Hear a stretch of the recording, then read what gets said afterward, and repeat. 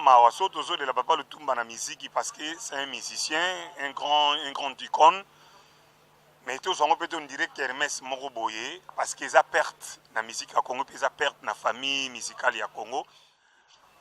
Eloko bolingo esanga misoro moto yo kolinga yo teo oyo koboya akolanda yo mingyo etumbu oya bampasi ya lolango dogo monaka nakamwe mingi na motindo tolingani mikolo misato pamba ndenge tokutani Hortense kombo na koma na buku na ngai oyo ya sika baboti pe bandimi okatinga motema mwana oyo likambo pe kitoko na yo na moni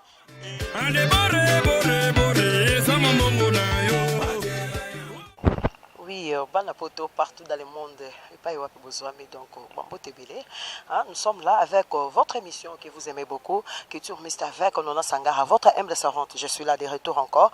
Une fois, je vous dis déjà bonjour, bonsoir. Je ne sais pas, dans des cas où il y a un biso, à ceux là pourquoi, toujours bonsoir. Et pendant la journée, bonjour.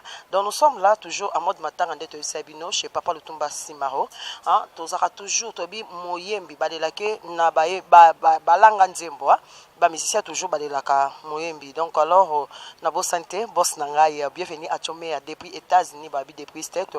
Na PC Bambo TV, pourquoi pas maman Lisette Mukanya, maman Fala Baron. Alors awa tant tous continuer na mode matanga, tous a toujours na yolo, to ba matanga et ça toujours ezo continuer. Alors to yambi moko ya balanga nzembo Shulai Evoloko. Donc tous en a déjà, voilà déjà nous yamba déjà musicien nanga pour ngolobane Bambo TV ebele, pourquoi pas to kotane na katia solo. Donc tobita to yambi Shulai à chaque fois, à chaque jour. Shulai azozala à présent pendant le Papa Lutumba Simaro. Alors Shulai yemoko on s'est présenté et pas Nabino Balandinho surtout bolanda biso na katia Boss TV live. Boza déjà abonné na biso. Donc Shulai bonsoir. Bonsoir avec tout le respect parce que faut que l'on l'annonce d'abord chapeau et puis na longoli chapeau na longoli na lunette avec tout le respect. Na badinyo so bolanda biso ka ndenge lobby américaine ngana benga américaine. Na mode matanga toujours tozole la papa c'est bien le gola yemo ko témoigner que tous les jours nazali awa tous les jours on tozali ezali pour ne sengote tozali ko ya la papa et puis tozali ko soutenir oya biso maman oya biso tantine Jeanne parce que to perdre un oya kati na biso et puis azali parmi ba papa na biso c'est ça na pesi binombote tozana mode matanga parce que matanga eza mokili mobimba c'est ça. Ok, d'accord, merci. Voilà, tu profites toujours pour le baba. Sincère condoléances, la famille Lutumba Mobimba. Il y a Séville Lutumba, pourquoi pas l'ensemble Lutumba, Robert Lutumba, donc famille Lutumba Mobimba, maman qui est là, maman Hélène, pourquoi pas la maman Jeanne Bolé, donc tu as présenté ma condoléance et pas na bango, pourquoi pas na Edo Kiba, donc depuis Turquie, on a perdre grande sœur naïe depuis Bruxelles, tu as continué na Shulai. Alors Shulai, awa tout le monde la mode matin en tolobaki pour la biso, tolobi, coller la papa, to coller la épée na moko ya banzembo na ye.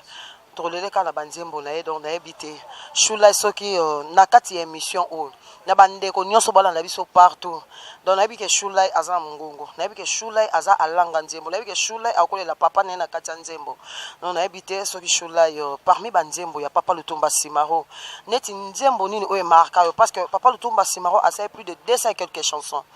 Est-ce que cause à la moko ou bien mi balé banzembo moya Papa Lutumba Simaro o marka yo na monde musical til le long dengo zo continuer. En tout cas, aux musiciens de nzembo monde ya Papa Lutumba ko échapper. Biso to botami de kuti Papa Lutumba bazala tozo kola tozo kuta ba rythme na ye. En tout cas, azana ba œuvre ebele. Donc, ils ont dit que font des moments où ils balent donc na mutu des nazabu ils ont baluka et belé. Mais quand je grandissais, j'avais toujours l'habitude à faire kitikoala. Vraiment, nazala qui sont dans ce kango et au salanga ba frisson avant na ba vie avant na ba mokili mais parce que ça nzemo moko édifier ba belé puis édifier nga mingi. De temps on a yo kango et puis et dans na makambo belele na komi comprendre mokili et là même o aimbila maman na biso tante na biso Jeanne Mbolé donc ça veut dire na kati o maloba te mpo na ngana tokende mpena oyo balobaka epai na biso baswahili molomolo donc malembe tokokende yango déjà ntango so olobi par rapport ya nzembo oyo ya kiti kwala nga sikoyo na posa affaire kiti kwala donc bandeko nyonso tobalanda biso à partir ya lwanda déjà donc là je vois bibile nzoko donc nayebi ke toza na posa tokende na moko bino boalaka bomoni bino oza bato ya télévision tozotala minitage na bino toyemba yango na kati mpe toyemba yango na ebandeli koza kaka na beso nayemba kiti kwala parce que papa tumba aza na banzembo ebele tokende na kiti kwala parti ya kati mpe tokende yango na ebandeli kata mwa nakosenga kiti kwala wana tobanda ndambo tokende yango na ebandeli to toya mpe na mbole yo kendeke malamu mbole yo tokende yango mpe ndambo donc morceau par morceau po kelakisa ke toza na monde musical et puis tolela alanga nzembo na musique voilà na la vie elingi boye la vie elingi boye na la vie oyeba talo ya mbisi tango papa azali na bomoi yeba talo ya kwanga tango mama azali bomoi lobi bakokufa pama na la vie baloba boye bankoko baloba boye na la vie obuka miko atango ozali na mino sepelisa nzoto tango ozali makasi lobi okokufa mama na mokili yanse on ne vit qu'une seule fois sakana libela soki ozwi mwa ntango melaka libela on ne vit qu'une seule fois mama yaka otolinga na tala otango ezali koleka liwa ekozela mabele eponaka seloko ya kitoko mabele o maleli biso pa lutumba o mabele o bana lomeka bazali ne kolela mujinga mbuta kolela loboko na litama mujinga okeine mobesu mama bana ya lomeka bazongi lokola magabi avandi bakolela ngwala ngo dimpema bamama ya zando bazongi lokola bana lingwala bavandi bakolela ana muyanzi wapi joboke na mokili toyaki tozali lokola na kati ya masuwa monano tona moto libongo ekosema bato bakokita ekomama bongo nzela ya mokili elekine molai etondi na nzube ezali na suka te o na mokili tozali bampa yango tokoleka nzela Vraiment, je manque même les mots. Naibite sona lobanini par rapport ya nzembo shula ya saleli biso. Noki morceau moko tolobaka beaucoup plus to ka banzembo to attirer to zoba leçon moko bina kata banzembo. Lelo nayoka nzembo ango mais la attire vraiment attention terre. Toyoka ango bénévole to konga likolo. Alors na nzembo ndo yembi nayoki ba mama ya lingwala bazolela siko eko ba mama ya lingwala baolela papa litumba.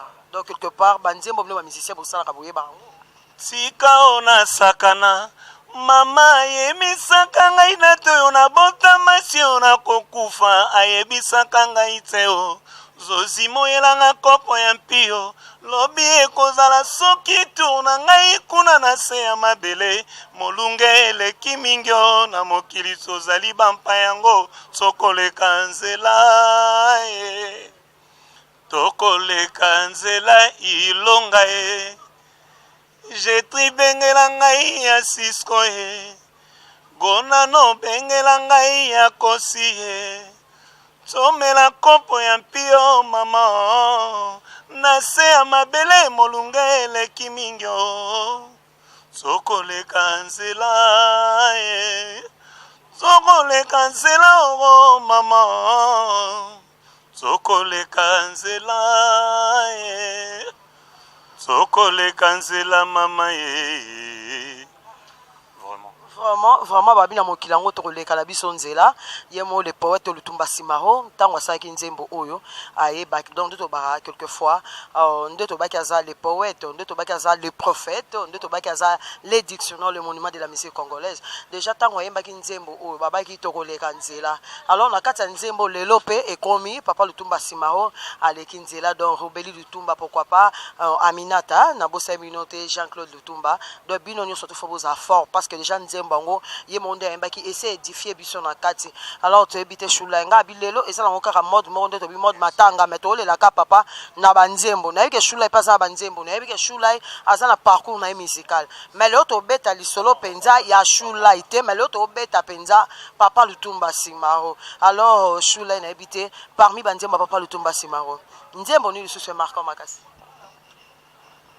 Chéri okendeke malamu mboleo elaka yo komelaka ngai soki okomi nayeba bolingo bosani ngai te o mama nandima bolingo atandelo kozonga nazali se kozela mokolo masu ekozonga ngai awa o ata sango ya pamba jani oro mama ye eloko esalinga makanisi yo nzambe mama tovandi bambula tovandi mpe basanza tomeseneki bolingo na monda liboma dizwanyo ndoto ya baba o mawa mingi o mama yo eloko bolingo esanga misoro moto yo kolinga yo te o oyo koboya akolanda yo mingi o etumbu o oya bampasi ya lolango o tokomonaka mama mina lewa o mama babe ilonga na kokufa o mama yehe ezebele lelo yo wana okomi na mpasi nga nazangi moye na bikisa yo ata pe lokola toka bwana na kolinga te na yoka yo na sango ya mpasi ye. Voilà donc ça penza ebele donc l'air moyo salangamo ba frisson ça fait vraiment très mal. C'est ça parce que nous artistes nous avons un seul moyen ou une seule façon de pleurer un de nous quand il y a une perte tous les lakana loyembo. Vraiment. C'est ça. Donc, vraiment, bravo, félicitations. Toki ke shula yo. Mungo kweza parce que ba mingi pe ba ba bia shula net kaka yemba ratene ba ba ngaba bude. Ma toyoki biso mo toyoki. Net nga confirmer.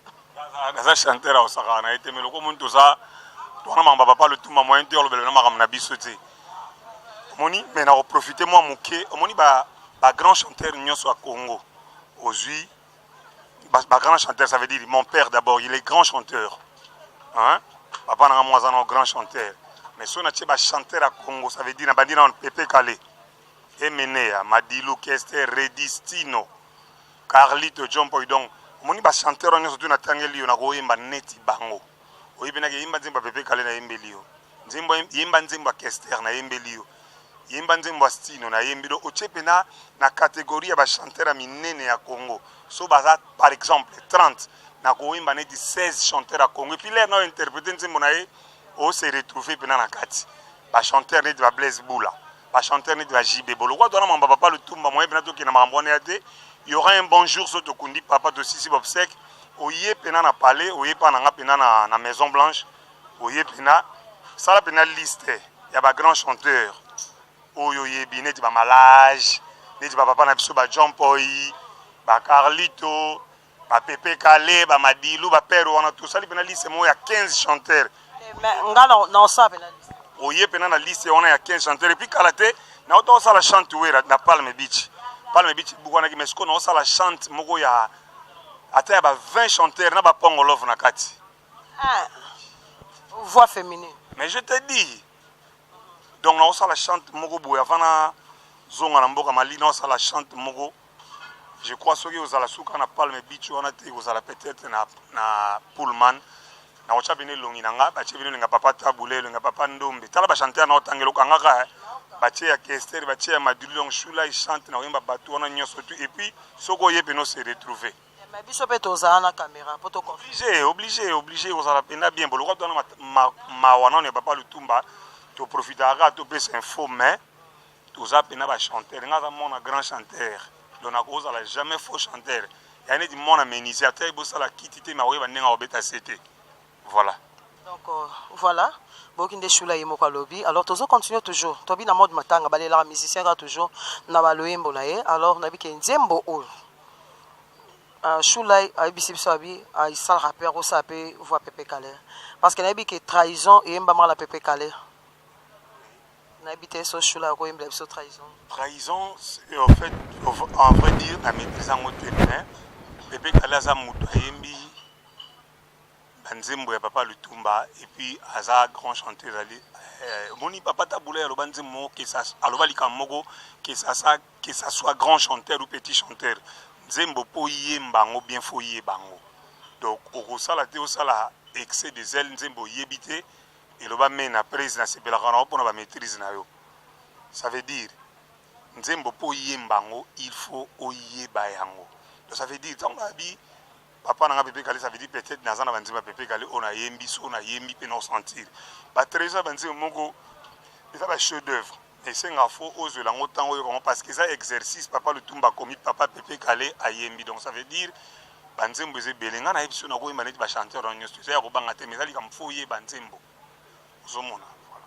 OK d'accord beaucoup de gens de Choulay moko lobi patron nzembo moko boye papa Taboulé aloba nanga papa Lutumba mtabeta guitare wana elekelanga na 70 na 70 ans ya papa Lutumba na na poto et na grand hôtel papa Lutumba bi papa Taboulé bi ke banzembo na ebele mutabetango ezali papa Lutumba et neti nzembo net Hortense mutabeta guitare na papa Lutumba tala sko nzembo na banani ba yembango elimane di papa Ndombe na papa Taboulé nzembo net Hortense peut-être ko zonga na mwasi masoko lingi Choulay bon na lingi tozonga na ndenga asima ana yebi nzembo ça énormément plaisir na d'être à campa depuis Irlande de papa social pourquoi pas na yo pe susive makengo o déjà ozana kata mabele depuis Belama ozana kata mabele na yebi nzembo ça bino plaisir totiki Choulay asela biso Hortense la chanson chantée par papa Taboulé babi guitare jouée par papa Lutumba Simaro donc tu habite Choulay micro ezepana merci nakei nazongi Kinshasa Hortense o motema na ngai ya sika nakamwe mingi na motindo tolingani mikolo misato pamba o ndenge tokutani Hortense kombo nakoma na buku na ngai oyo ya sika baboti pe bandimi okatinga motema mwana oyo likambo pe kitoko na yo namoni bolingo ekoti ngai motema ezali se kozela kaka na bimisa makanisi etikali na ngambo na kolelalela soki tokobalana ngai nazongi Kinshasa motema etondi na makanisi odi Hortense mobembo nga nasali na braza ezali ya koloba te odi Hortense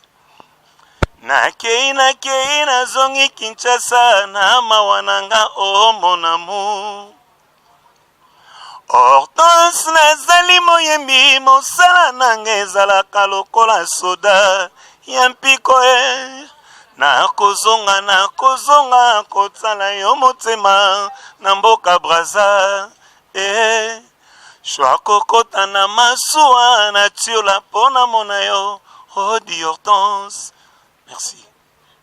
merci merci tolobaka déjà so mutu akufia nde toyebaka kodécouvrir ba œuvre na ye donc kata moi ezatanga un moto pesa matoi lokwa chroniqueuse mais toyebaka te ke kita ezaki joué par Lutumba Simaro moko boye ezalaka mama pongolo va yembo bikera nzembo papa Lutumba nzembo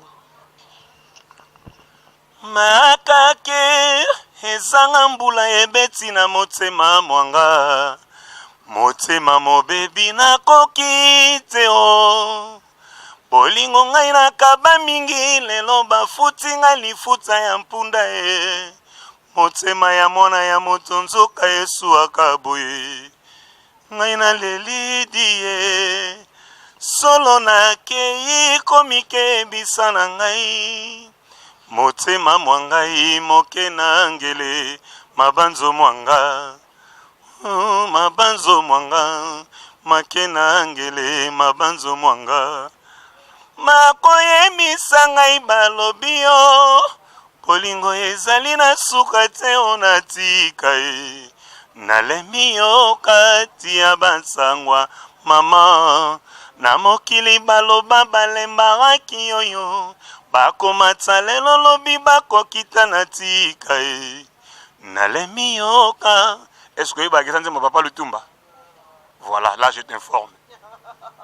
Vraiment, merci. Donc, Diembo Oro, et quand tu as niveau on a évité, Moinde Shula Yembi Bakake, Ezanga Vula Ebeti na mote maman. Donc, ma vie, les gars, on Yembaraka, tu découvrir déjà. Oui, donc kokende na ende toujours découvrir parce que tu es beaucoup plus nzembo zaki ya pangolov. Donc avec nzembo c'est énormément plaisir babi la patronat Béni Mazola. Donc babi depuis Mwanda, babi Mikola za kin. Babi mwana moko bien wapi. Donc babi la patronat akiti na kati kin. Dans ma solo ezaka bien poto le la toujours papa le tumba simaro jusqu'à ce que ba ko enterrer papa tout ça toujours na Béni Bazola. Babi la patronat pourquoi pas bijou mayala na peso bambote belé. Maman Antoka Bongo, maman Djema na peso bambote ebele et pas wapi ozo. Alors, je suis là, petit qui est déjà dans souka ya émission la biso na habité ce qui mot de la fin non et cause la nini parce que tu as programme jusque là dans nos formats toujours programme fixité. Il y a corps déploiement, il y a corps, il y a papa Nabiso, parce que le programme est pour les 14. Mais tu habité par rapport, il y a réunion à Soukeza Lelo, la famille pour que tu aies information. Mais tu habité ceux qui toujours aux années et puis mot de la fin, la famille, mot de la fin, na ba musicien nyonso, mot de la fin. Par rapport, il y a événement où ils ont, parce que babi, ils ont le événement moko. Parce que dans le moment là, ils ont vraiment des autres moko salamaka. Choulay, le cola moko ba musicien.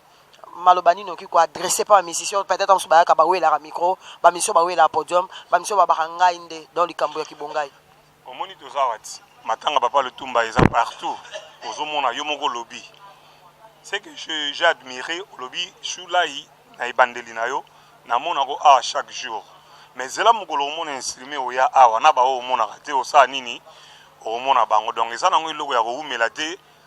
Et ça m'a de la papa le Tumba na musique parce que c'est un musicien, un grand icône. Mais tout ça on peut dire qu'Hermès Moroboye parce qu'ils a perte la musique à Congo, puis ils a perte la famille musicale à Congo, et puis ils a perte la famille biologique. Ça veut dire donc pour nous les lawana, nous avons vraiment pas besoin à yango. Nous avons un adage français qui nous dit on reconnaît les vrais amis dans le malheur. Tous en a malheur.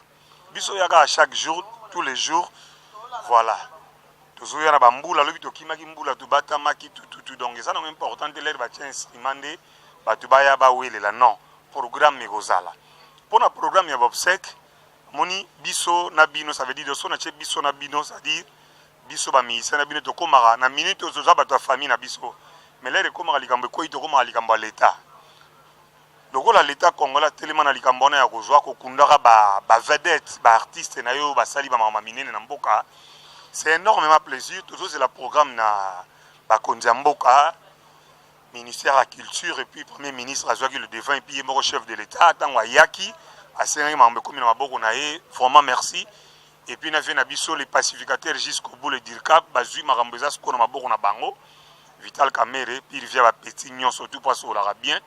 Toujours c'est la siko ba pesa biso programme donc tout la siko ba kondi ya mboka na ba ene o bazakuna na ba collègue bazakuna bazako représenter collège ba musicien ya Congo donc le plus important ça yango na ko lobe et puis pour le mot de la fin vraiment ezaka ke bon toi na matanga na yebi ke bana ngai ba otala un peu partout oyebi ke na 19 enfants oyebi oh yo bota 19 enfants biologiques 19, donc ça veut dire 11 filles.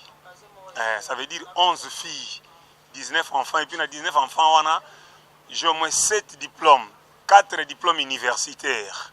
Donc, à la table, j'ai un docteur, un avocat, ça veut dire. Et puis, j'ai une couleur, une métisse. C'est que yo penza remplissez la terre. Remplissez la terre. Et puis, choula il peut c'est que Zambiaka. Tena Zambiaka te. Ngaso moni maman nanga kocha o kanzondire ya nanga. Maman nanga botinga na 15 ans. Mon père je crois il avait 18 ans. Je crois m'tebi histoire à maman nanga eluzam ayebi maman nanga so kocha o lobake non c'est sa sœur mais c'est ma mère. Ngamo maman nanga botinga na 15 ans. Ngamo na bandiko botana bandiko ayede to lobana lingala bandiko chaba zemi na 16 ans. Donc ça veut dire son attendi ba jeune fille nanga ça veut dire au sentir bina ba métis ba café au lait au kanzondire que ba leki nanga me bana nanga ça veut dire gloire à Dieu la plupart mingi ba botami na poto ba osala betide ba ngona ebso bozana ba avocat bona ba docteur et puis bozana ba basketteur. Jusque là on a vu musicien té o asali musala o musala ya biso ya koko na bango o biso to landi père na ngai. Donc na pesi ba na ngawa na nyosumbo té papa na ba avocate, papa na ba docteur chouchéri. Voilà donc ba licencié ya basi ça veut dire moi si kitoko mais chic ça veut dire en Angleterre bazali na Belgique bazali na Canada bazali na France bazali bi na mboka na moko à Bruxelles ça veut dire moi natanga kombela te boyebi no mobenga notre star la star notre papa la star na pesi bino mbote parce que j'ai un jeune papa d'une famille nombreuse mes enfants je vous love na pesi bino mbote mais ngape na perdre beaucoup ya papa na papa Lutumba toza na mode matanga poto mobimba soldat na bino oyo azana Kishasa soda poto ye bazali awa azobunda je crois qu'à la tina va été soto kundi papa nde peut-être na ozonga suna mboka malili poto mona na pona mona susu mes amours donc quand je dis mes amours ça veut dire mes enfants mes 11 filles et mes 7 garçons voilà j'ai 3 garçons ici en Afrique et puis les autres garçons en Europe donc 11 filles en Europe voilà. Vraiment, merci Choulay pour l'invitation. Donc, quant à moi déjà, c'est énormément plaisir de mettre Kobetor depuis Maître Kobe, depuis Bruxelles. Pourquoi pas, na double brassard, hein? La Massata l'a dit. Naïbi que ça l'est plaisir, pourquoi pas, na roi Makoko Shérif depuis Bruxelles aussi, Luxembourg. Na Pessino Bambo Tebele. Quant à moi, je vous dis déjà bye bye. On se retrouve prochainement avec la continuité et la suite de votre émission Culture Mixte présentée par votre humble servante Nana Sangara.